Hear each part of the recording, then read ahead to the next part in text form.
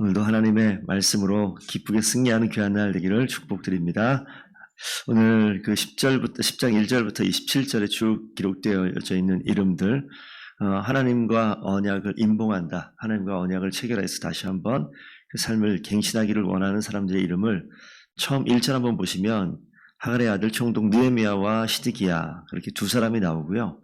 2절부터 8절까지 8절 끝에 보면 뭐라고 나와 있냐면 제사장들 이렇게 나오고, 13절 끝에 이제 보시면 거기가 나오는 거기까지가 누구냐면 이제 레위 사람들입니다. 그리고 그 14절부터 마지막 27절까지가 백성의 이제 지도자들 이름이 쭉 기록이 되어져 있어서 에스라 2장에 나와 있던 말씀하고도 좀 겹쳐지는 부분들이 좀 있습니다. 그래서 오늘 여기 보시게 되면 그 사람들, 이 언약의 임봉에 동참한 대표되는 사람들 이름을 적어놓고, 오늘 그 뒤에 그럼 언약 갱신의 내용들이 오늘 읽은 본문의 말씀들을 이제 봅니다. 맨 마지막 절 읽었을 때 39절에 보면 뭐라고 써 있었냐면, 그 재물 나오게 되면 거기 보면 이제 절기, 하나님께서 주신 약속을 지키는 내용 가운데 이제 계속 반복되어지는 내용들이 언급되어지는데, 첫 열매, 처음 곡식, 처음이란 단어가 나와요. 처음. 실제로 처음 수확한 그러한 열매와 곡식과 그러한 이제 재물이 될 수도 있겠지만, 또 가장 으뜸되는 좋은 것, 이런 뜻도 있겠습니다. 그래서 순서상 처음 나온 것, 아니면 가장 으뜸되는 것들을 채우기 시작하고요. 10분의 1의 11조의 내용이 이제 나오는데, 그 맨 39절 맨 마지막 보면 우리 하나님의 전을 버려두지 아니하였다 이렇게 나와요. 비워져 있었고 하나님의 전을 돌아보지 않았었던 과정인데, 하나님의 언약이 체결되어지는 것이 하나님과 언약이 다시 갱신되어지는 게 무엇인가 보게 되어지면 하나님의 전을 채운다. 하나님의 전을 채운다. 하나님의 전을 기억해서 하나님과의 약속을 다시 한번 떠올리고 그 약속에 순종하는데, 다시 한번 좀 읽어보면서 보면 하나님께 제사 드리고 하나님께 예물 드리는 것을 통해서 오늘 굳이 보면 하나님 여러 성전의 곳간의 방들, 여러 방들, 골방 이렇게 나오는 그 장면 가운데 첫 열매와 처음 소산과 처음 낳은 모든 아들들까지, 그죠? 그 다음에 가축의 처음 난 것까지 다 하나님께 드리는데, 그 곡식들을 방방이 다 채우는 것들을 봐요. 그래서 하나님께서 하나님과 언약을 맺는 것을 통해서 나타나는 실제적인 결과의 내용을 보면 한 가지 주님께 드려진 모든 것들로, 물론 이제 두 가지가 있죠. 첫 번째는 11조를 들여서 성전에서 일하는 사람들을 먹여 살리는 일들과, 또 그리고 그 가운데 드려진 재물을 한꺼번에 이거 다 먹는 일에 쓰는 것이 아니니까 성전을 채워지는 일에 사용이 되는 것을 한번 좀 생각해 봤으면 좋겠습니다. 하나님의 일을 하게 되면요, 어떤 일이 벌어지냐면 하나님이 하나님의 이름을 두겠다 약속하신 그곳을 기억하게 하고 그곳이 채워지는 일들이 있어요. 그래서 우리 몸이 하나님의 성전이라고 이야기하는데, 하나님의 말씀을 우리가 보면서 하나님 말씀을 가까이 하면서 벌어지는 일들을 가만 보면 우리 내면에 하나님의 것들이 채워져요. 사실 드려진 여기 모든 이 예물과 이 모든 하나님께 주신 모든 것들 10의 1조를 드리고 처음 열매를 하나님께 드리지만, 사실은 이 모든 것이 하나님의 것이란 말이에요. 그래서 하나님의 것을 통해서 하나님의 전을 채우는 거예요. 그래서 우리가 하나님의 말씀을 보면서 벌어지는 일들이 뭐냐면 하나님의 소유된 내가 하나님의 말씀으로 채워지는 것들을 봐요. 그래서 하나님의 말씀으로 우리 성전된 우리를 채우고, 오늘 이 언약의 가운데 사실은 이 모세를 통해서 주신 율법의 말씀을 지켜내는 것들을 이제 등장을 시키면서 28절, 29절 그 내용 보시면 28절에 맨 마지막 줄 좀 보시면요. 제사장들 문지기 노래하는 느디임 사람 나오면서 이방 사람들과 절교하고 하나님의 율법을 준행하는 모든 자, 또 그들의 아내와 그들의 자녀들, 곧 뭐라고 나오냐면 지식과 총명이 있는 자들은 이렇게 나와요. 그러니까 이게 지금 지식과 총명이 있는 자들이 하나님의 율법을, 언약을 갱신하고 율법을 지켜낸다 이렇게 나오거든요. 그러니까 하나님의 지식과 총명이 있는 자들, 하나님의 지식이 그 가운데 있고 하나님이 총명함으로 채워지지 않은 자들은 이 약속 지키지 않는다라고 이렇게 볼 수도 있는 장면입니다. 그러니까 하나님의 언약의 약속의 말씀을 분명히 지키기 위해서는 우리 그 전에도 에스라를 통해서 이 이스라엘 민족을 다시 한번 부흥의 길로 이끌어갈 때 항상 보면 말씀을 보는 것들 시작이 돼요. 하나님 말씀을 읽고 그것을 해석하고 깨닫고 이런 장면들. 그것은 오늘 여기 뭐라고 표현했냐면 그의 모든 계명에 대한 것들, 율법에 대한 것들을 그 지식과 총명이 있는 자들이라고 이야기합니다. 그러니까 이게 머리가 똑똑한 사람이라는 표현이 아니라 하나님의 말씀과 하나님의 지식이 그 가운데 있는 자들이 이 개혁에, 이 부흥에 동참하는 모습들을 봅니다. 그래서 하나님 말씀에 분명히 붙들린 자들, 하나님 말씀을 근거로 바뀌어간 내용들이 뭐냐면 뒤에 나와 있는 첫 열매를 드리고 11조를 드리고 이런 내용들이 이제 등장을 하는 거죠. 율법을 지켜내는 내용들처럼 보이지만 결국은 하나님께서 원하시는 것이 무엇일까? 한번 생각을 한번 해보십시오. 이 율법을 지켜내는 게 사실 근데 끝까지 가느냐? 여기 보면 3분의 1 세계를 성전세로 드린다. 예수님께서 출애굽기 나오는 내용인데 성전세를 반세계래요. 그래서 베드로에게 얘기해서 너 거 내 거 합해서 한 세계를 드려라라고 얘기하러 나오는데 이 예물을 드리는 이것을 통해서 지금은 이제 경제가 어려워서 아마 3분의 1로 줄여줬을 것이다. 이렇게 이야기를 하거든요. 근데 나중에 되면 다시 회복이 됩니다. 어쨌든 이 성전세를 들여서 성전을 기억하는 거예요. 성전을 되살리는 겁니다. 거기를 채우는 거예요. 하나님을 기억하고 하나님의 전을 채우는 거예요. 근데 이것이 지켜지느냐? 여기 내용 보시게 되면 이때는 지금 부흥과 다시 한번 하나님께 회복하기 위해서 이런 일들이 벌어지는데 인간이 얼마나 타락되어져 있느냐? 인간이 정말 타락되어져 있기 때문에 약속의 말씀을 줬는데 계속 시간 지나면서 안 지켜지니까 이 언약을 자꾸 다시 한번 회복하는 일들이 이제 벌어집니다. 그런데 언제 회복이 됩니까? 이게 이제 예수 그리스도가 이 땅 가운데 진정한 하나님께서 원하시는 제물로 이 땅에 오시는 그 사건이 있죠. 그래서 예수 그리스도의 율법의 완성, 우리가 율법의 완성을 예수 그리스도라고 얘기하는데 우리 갈라디아 3장 13절 한번 말씀 잠깐 보겠습니다. 갈라디아 3장 13절.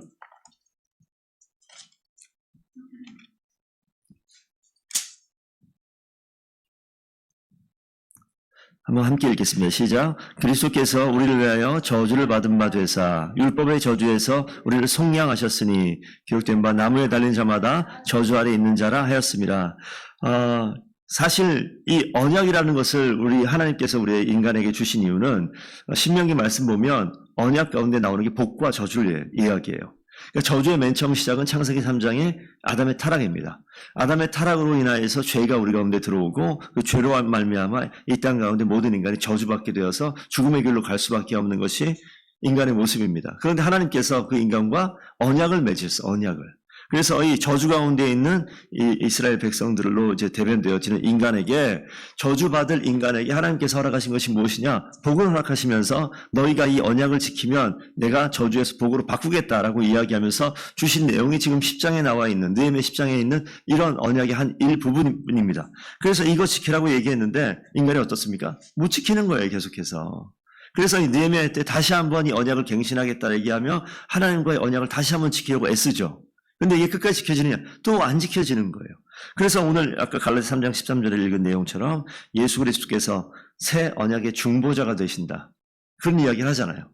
그러니까 이 이스라엘 백성들에게 하나님은요, 끝까지 긍휼로, 끝까지 인내로 노하기를 더디하시고 살리기를 원하시고 그 하나님께서 어떻게 살릴까 계속 고민하시는 것이 이 성경 전체에 나타나는 언약을 지키시는 아버지 하나님. 그 모습으로 등장을 합니다. 그런데 그 중간에 이 언약을 지키려고 오늘 이 이스라엘 백성을 살려내려고 느헤미야를 필두로 에스라와 함께 오늘 이 약속의 말씀을 지켜내려고 애를 쓰는 것이죠. 그래서 이 언약의 약속의 말씀을 지키면 하나님께서 어떻게 하십니까? 버려두지 아니하시고 긍휼을 베푸신다고 그러는 거예요. 그래서 이 언약의 말씀을 어떻게 지키냐? 예수 그리스도 그분이 오셔서 새 언약의 중보자가 되셔서 저주를 대신 받으시는 거예요. 저주를 대신 받으셔서 우리가 복의 길로 갈 수 있도록. 그래서 예수 그리스도로 말미암아 영원한 복과 안식 가운데 누릴 수 있는 것이 저와 성도님들인 줄 믿습니다. 그래서 이스라엘 백성들이 그 하나님이 주신 약속의 말씀을 지키되 이게 하나님의 은혜를 덧입은 것을 기억하며 지키며 이게 가능한 거예요. 하나님의 은혜를 기억할 때. 그래서 하나님의 은혜를 기억한다는 것은 예수 그리스도를 기억하는 것이거든요. 예수 그리스도의 이름을 기억하고 복음을 기억하고 주님의 베푸신 은혜를 우리 마음에 새길 때 이 율법의 완성이 이루어지는 겁니다. 그래서 오늘 우리 뒤에 있는 율법의 말씀 한 가지를 보면서 끊임없이 타락하는 인간의 모습을 한번 기억해 보셔야 돼요. 우리가 지금은 말씀을 보고 예배를 드리고 하나님의 말씀 가까이 있긴 하지만 그렇지 못한 우리의 모습을 봐요. 우리가 일주일 새벽 예배를 드린다고 얘기해도 이 길어지면 힘들잖아요. 그래서 우리가 일주일에 4번 새벽 예배를 드리는데 우리 그런 얘기도 나눴지 않습니까? 4일 지나고 이제 5일째 되면 몸이 벌써 피곤해. 이게 인간의 모습이에요. 인간이 지켜낼 수 있는 하나님의 약속의 말씀, 예배 드리고 하나님께 온전히 순종하고 율법을 지켜내는 게 마음의 기쁨을 하면 좋겠는데 육신의 약함이 그렇지가 않아요. 우리가 육신이 시간이 지나면 지날수록 몸이 쇠약해지고 연약해지고 지켜내지 못하는 것이 우리 인간의 모습입니다. 이 연약해진 모습을 보면서 인간의 한계를 느낄 때 하나님께서는 그 한계 속에서 우리를 책망하지 아니하시고 한계의 길을 벗어날 수 있는 길을 열어오셨다고요. 그래서 연약한 우리의 모습을 보면서 하나님을 찾고 또 찾아야 되는데 그 정점에 누가 있냐면 예수 그리스도, 그분이 계신 거예요.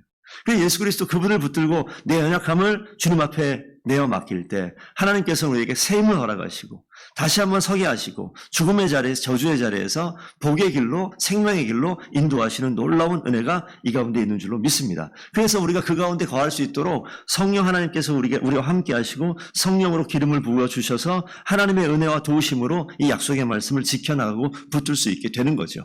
그래서 우리가 말씀을 보면 이 말씀 끝에 어디로 가냐면 예수 그리스도를 가고, 예수 그리스도 가게 되면서 어디로 가냐면 성령의 충만함으로 가는 거예요. 그래서 성령의 충만함으로 하나님의 은혜로 기도하며 우리가 하나님의 율법의 말씀을, 하나님의 약속의 말씀을 지켜나갈 수 있게 되는 것이죠. 그래서 오늘 느헤미야 말씀을 좀 정리하면 우리가 새 언약의 중보자 되신 예수 그리스도를 기억해야 되는데 느헤미야 이 당시에는 예수 그리스도가 지금 없지 않습니까? 그래서 율법의 말씀을 붙들고 하나님 주신 약속의 말씀을 지키려고 애를 쓰는 거예요. 그래서 자칫 잘못하면 이 율법주의다라고 얘기해서 11조를 드리냐, 천예물을 드리냐, 그렇지 않으면 신앙이 연약하다, 어쩌다 이렇게 이야기할 수 있어요. 그런데 하나님의 은혜를 알지 못하고 예수 그리스도의 은혜를 알지 못하면 이것만 남게 되어지면 이게 율법주의라는 거예요. 그래서 이게 지키지 않는 사람은 신앙이 있다 없다라고 얘기하는데 아니요, 율법의 완성은 이게 아니라 예수 그리스도로 말미암아 완성된다고요. 우리 11조 하나만 얘기할 때 우리는 당당할 수 있어요. 첫 열매를 얘기할 때 난 첫 열매를 하나님께 드렸으니까 난 당당할 수 있어요. 하지만 11조와 첫 열매가 신앙의 전부가 아니란 말이죠. 그런데 우리는 그 얘기를 가지고 그런 잣대를 가지고 성도들을 비난하기도 하고 성도들을 기준 삼아서 신앙이 있다 없다 함부로 이야기할 수도 있습니다. 그런데 성경에서 얘기하는 율법이 그것만 있냐고요. 그렇지가 않아요. 그러니까 자칫 잘못하면 인간의 기준으로 나와 남을 비교하고 신앙에 있고 없음을 우리가 판가름하는 일들이 벌어지기도 하는데 그렇지 않다고요. 이 율법은 지켜내려고 애쓰기 시작하면 잘 지킬 수 있겠죠. 한계가 있어요. 성경을 보니까 이스라엘 백성들 율법을 못 지킵니다. 끝끝내 다 실패하는 모습을 계속 보여주는 거예요. 그나마 하나님을 찾을 때는 율법 가운데 거하고 약속의 말씀 가운데 거하고 그 가운데 하나님의 도우심과 언약의 복을 누리긴 합니다. 그런데 끝까지 못 지킨다라는 거예요. 그래서 우리 성도님들께서 이 율법을 완성시키신 예수 그리스도를 기억하시는 오늘 하루 되기를 축복드립니다. 이 율법의 완성은 우리 연약함을 아시는 주님께서 오셔서 나의 빈자리를 채우시고 나의 연약함을 이끌어주시고 나의 부족함을 주님께서 완전케 하셔서 하나님의 은혜 가운데 살 수 있는 하나님의 자녀 삼아주신 하나님의 큰 은혜가 있기에 그 은혜에 감격하여서 우리는 순종하며 하나님 앞에 나아가는 그런 모습으로 이 율법을 완성하게 되는 거예요. 그러니까 율법의 완성은 누가 합니까? 내가 하는 게 아니라 하나님 그분이 완성시키신 거예요. 이 하나님의 전을 누가 채웁니까? 사람이 채우는 것 같지만 아니요. 하나님께서 이 전을 채우는데 우리를 사용하시는 거예요. 하나님의 일꾼으로 쓰임받는 거예요. 하나님이 나를 하나님의 가까운 자리에 세우시는 거예요. 영광스러운 자리에 세우는 거예요. 그래서 우리 모든 성도님들께서 하나님의 말씀을 보고 가까이 할 때마다 이 말씀에 순종하는 이 순간에 하나님께서 하나님 가까이 부르시는 거예요. 그리고 우리를 통해서 하나님의 일을 완성시키시는 귀한 자리에 우리를 세우는 줄로 믿습니다. 그래서 우리가 지금은 버겁고 힘들고 어려운 일들을 우리가 감당하는 순간들이 있습니다. 그러나 이 모든 자리에 하나님께서 세우시는 거죠. 가까이 세우시는 거죠. 그리고 하나님을 통하여서 우리를 통하여서 하나님의 일을 완성시키는 자리에 우리가 있게 되어지는 줄로 믿습니다. 완전한 이 율법을 완성시키신 새 언약의 중보자 되신 예수 그리스도를 우리가 마음에 품고 하나님의 은혜로 힘입어서 오늘 하루도 승리하는 귀한 날 되기를 말씀을 축복드립니다.